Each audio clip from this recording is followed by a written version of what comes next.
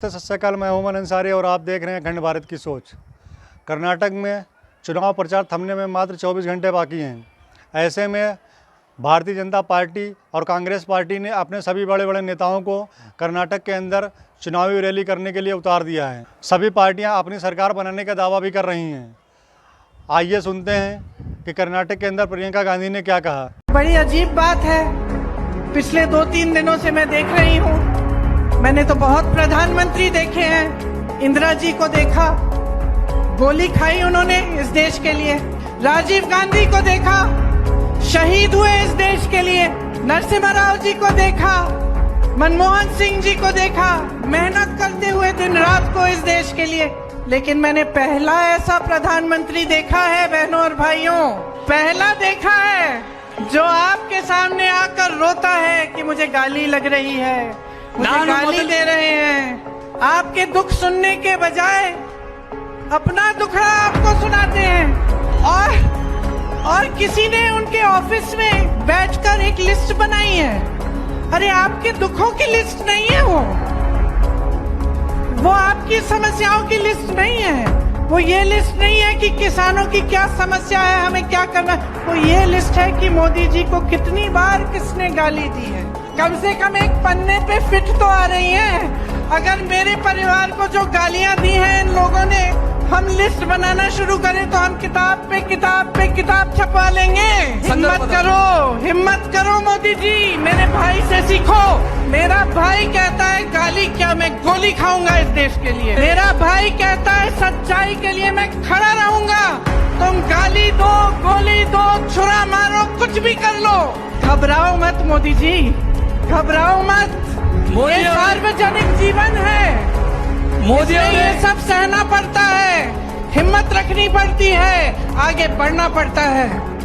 और क्योंकि आज मैं आपसे बात कर रही हूँ, मैं ये भी बता दूं कि एक और चीज आप अगर सीख जाएं तो बहुत अच्छा होगा। जनता की आवाज सुनिए। प्रियंका गांधी कह रही हैं कि हमारी आंखों ने इंदिरा गांधी को भी देखा है प्रधानमंत्री के पद पर, उन्होंने सीने पर गोली खाई है। राजीव गांधी को भी प्रधानमंत्री के पद पर देखा है, वो भी देश के लिए शहीद हो गए हैं। हमने मनमोहन सिंह, नरसिम्हा राव को भी देखा है, वो रात भर काम करते थे देश के लिए। लेकिन ऐसा प्रधानमंत्री मैंने पहली बार देखा है जो अपने आप को हास्यपद बनाता है। प्रधानमंत्री लोगों के बीच में जाते हैं, लोगों की बात नहीं करते हैं, किसानों की बात नहीं करते हैं, मजदूरों की बात नहीं करते हैं।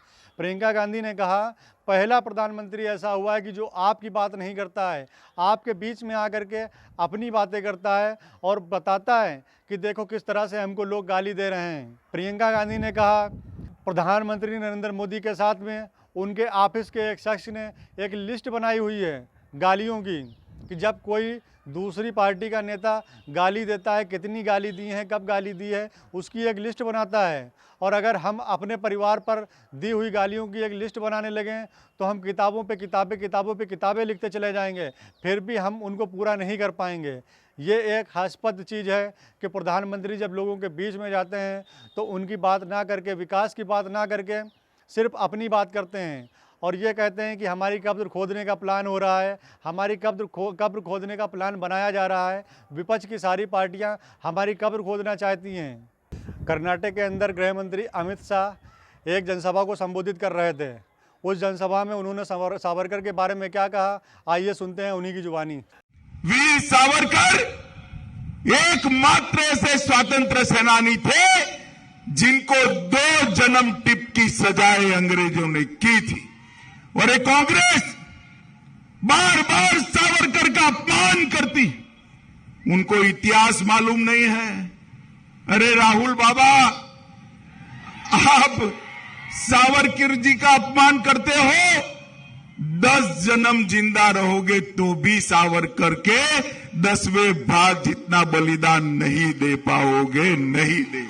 गृह मंत्री अमित शाह ने कहा कि वीर सावरकर एकमात्र ऐसे स्वतंत्रता सेनानी थे जिनको अंग्रेजों ने 2 बार सजा दी है। उन्होंने कांग्रेस पार्टी पर इल्ज़ाम लगाया कि कांग्रेस पार्टी लगातार बार सावरकर का अपमान करती है। उन्होंने राहुल गांधी को कहा कि आप जब 10 बार जन्म लेंगे, पर सावरकर के द्वारा किए गए बलिदान का आप 10% का एक भी हिस्से के बराबर बलिदान नहीं दे पाएंगे।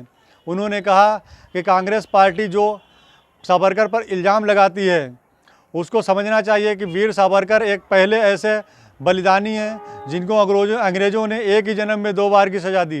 कर्नाटक में जेपी नड्डा ने भी एक जनसभा को संबोधित किया और उन्होंने 2014 से पहले रही सरकारों के ऊपर जमकर हमला बोला। उन्होंने क्या कहा, आइए सुनते हैं उन्हीं की जुबानी। 9 years before कैसा भारत था? भ्रष्टाचार के नाम से जाने जाने वाला भारत था। कैसा भारत था?